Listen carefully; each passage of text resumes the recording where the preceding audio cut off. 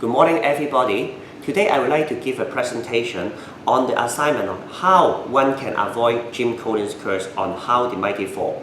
And I'm going to illustrate this with the example of one of the voluntary organizations of which I have been serving for 8 years and now currently serving as acting chairperson, the Hong Kong Institute for Marketing, the professional body for the marketers in Hong Kong. And first of all, we have to know about what's meant by Jim Collins' curse. And Jim Collins illustrates the failure of some giant firms in 5 stages. The very first one is the Herbert's Bond of success, the easy success. The second one is undisciplined pursuit of more. People are so greedy that they wish to expand unlimitedly. And the third one is about the denial of risk and peril. They just emerge in the winning situation of which they have no sense of urgency about the potential risk that they may experience.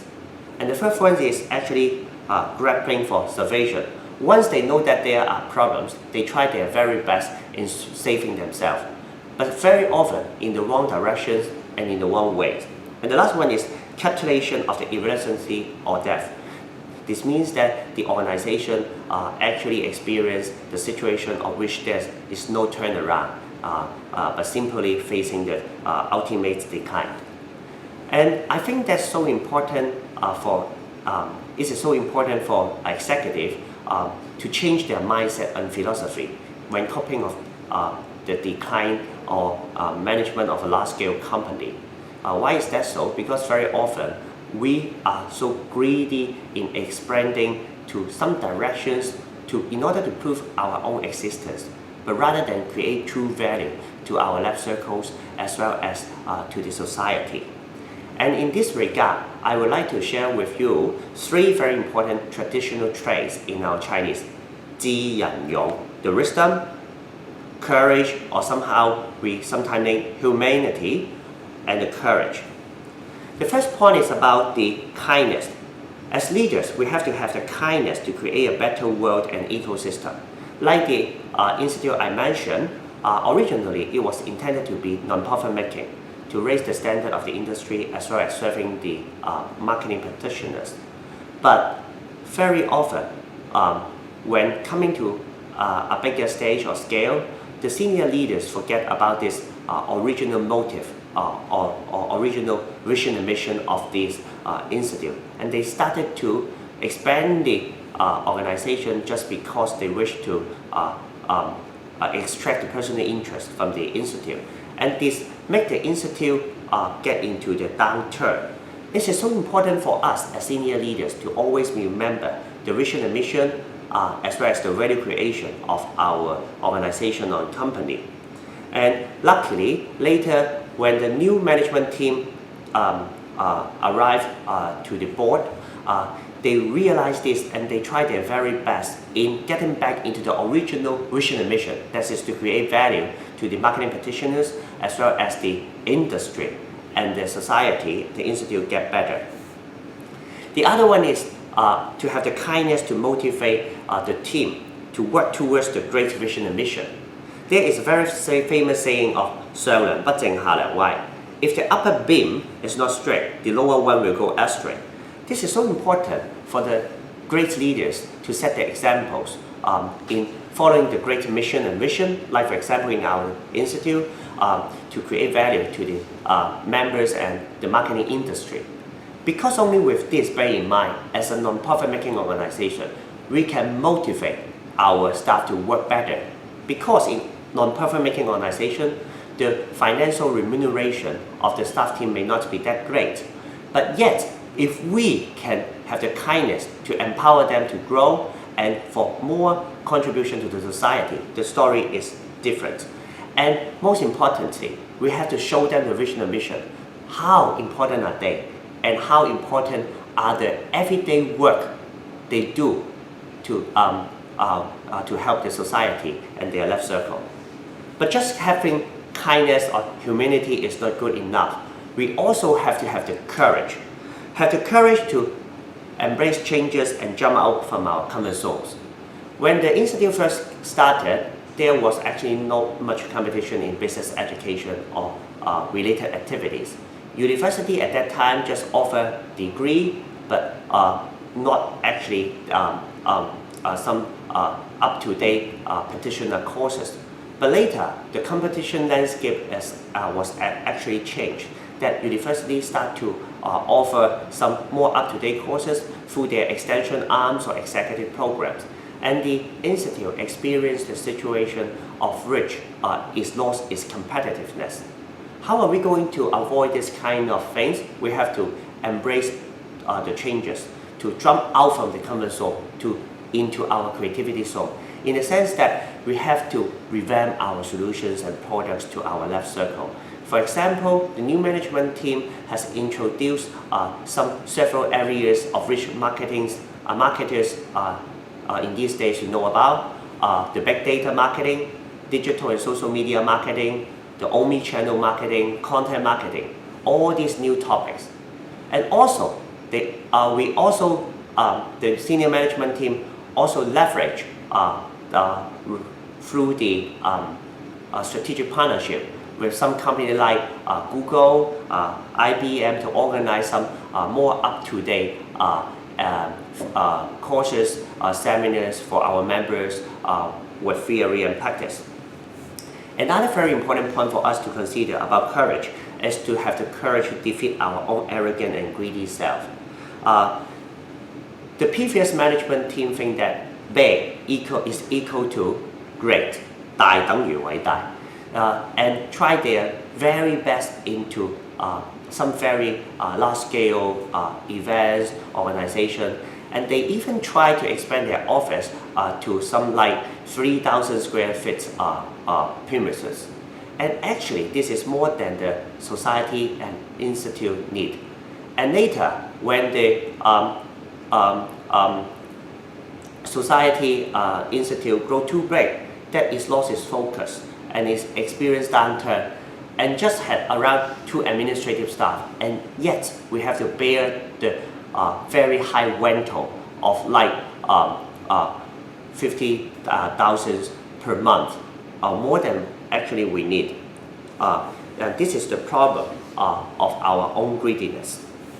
And how are we going to solve this? We have to always get back to the VMV, the vision, mission, as well as the values of the organization and society. We have to get back to this. And more importantly, we have to find the focus. And the focus should be something that we are passionate about. The focus should be something that we are capable of doing so. And more importantly, the focus should be somewhere of which we can contribute our value to the society as an institute. Another point for us to consider is the courage to admit our previously made mistake. There is a very famous saying in Chinese called, knowing the things of shame is being to fortitude. 知恥弗近乎勇. And actually this very famous Confucian saying provides us with the insight that it is not bad to make mistakes. Every single one make mistakes. But the point is that how are we going to learn from the mistake and to avoid it from happening again or worsening? But very often, senior management will have the ostrich policy, turning the deaf ear to the problems that they experience. And because they do not want to lose face, they try best to continue to do something which is actually wrong and do no good for the society. In order to avoid this, senior leaders should have the sense and the courage to admit their previously made mistakes and make corresponding action as soon as possible. And the turnaround of our institute is actually our own admittance to that we grow too big, which actually dilute from our original focus and vision and mission. And only with this, we have the courage to admit the mistakes. We can try our very best to get back on track. And of course, as Professor Chen always shared with us, having the humanity and the courage are not good enough. Even though you have the two, if you do not have the wisdom, the problem comes because from time to time you are doing something that will add no value or even have negative value to the organization. And I think that's so important for us to have the wisdom to do the right thing at the right time, in the right order, and with the right people. And we have to have the courage to have the wisdom to move from area C to area D1. Something about the quick win and the low-hanging fruit. So say that, for example, if the original vision and mission of our society is to uplift the standard, we cannot go too big just because we want to be big. We have to consider what actually are we offering to our left circles, our members, and the society. And actually, our greatest competence is to offer some latest activities or information or seminars to our members on the big topics like what I have previously mentioned about the digital marketing or the big data marketing which are needed. And with this focus, we think that we are actually creating great value. And this is also shown by the example that in year 2012, the activity score is 3.65 out of 5. But after getting back the focus, to put more focus on the value creation with the latest topic which are relevant to our left circle, the score went up to 4.56 out of 5 in 2014. And this also encouraged us to be more focused on our competitive edge. This comes to the last point that I wish to mention is about the wisdom to preserve our cause. From time to time, we have to know about our primary flywheel as Collins shared. And when there is any problem, what we have to do is to get back to the basics. And the basic are actually our core competence. Our institute asks ourselves, what are actually our core competence? Indeed, our core competence are not the large-scale projects that help us to have very good PR exposure outside, but we have to create the value as the professional body. You know, in search of greater profit and making the institute getting bigger, the previous senior management team tried their very best to get or solicit a lot of large-scale projects, PR events, which can help the organization generate a lot of revenue, but yet not good profit or even value to our members. And knowing about this, we have to stop from doing those kind of irrelevant things and simply focus on our core to get rid of the weakness, to consolidate what the society can actually do. And this HAIM case that I have been experiencing in the previous 8 years have provided me with some very good insight. Just knowing about marketing management cannot really help create a great organization. And sometimes, if we just focus on the profit-driven domain, we may lose our focus. This also echoes with what Professor Chen shared with us. First-rated management education should always be the most profound liberal education. And I think that from the case of Jim Collins, as well as the illustration that I just mentioned about the traditional Chinese wisdom, we can blend the two.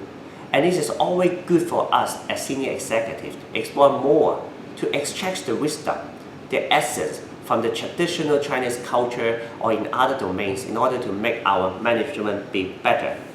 And I would like to end my presentation with a very famous quotation related to the theme that I share about. Is the wise are always free from perplexities, the kind free from anxiety, and the bold free from fear. 智者不惑，仁者不憂，勇者不懼. And only with this kind of change in mindset or philosophy, the deeply rooted one, we can solve the problem or actually the curse mentioned by Jim Collins of having the decline as a big organization. And I would like to take this golden opportunity to encourage every single one of us to embrace more about the liberal arts education, as well as utilize all the concepts that we get from this kind of education in our everyday theory and practice in management. Thank you very much.